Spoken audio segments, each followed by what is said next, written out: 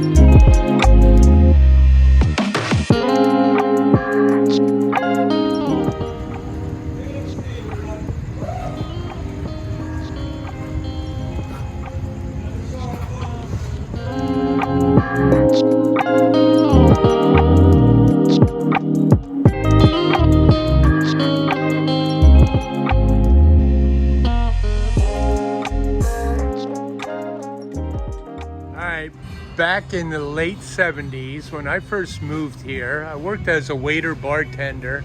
I lived in this, it's a gallery now, of course. I lived in this little cabin. It cost me like $100 a week. And my friend Billy, Lauren, he lived in this one right next to me. We used to sit out on that porch right here, sit on the porch. And we used to play our guitars and just hang out here in downtown Jensen Beach. Man, things have changed.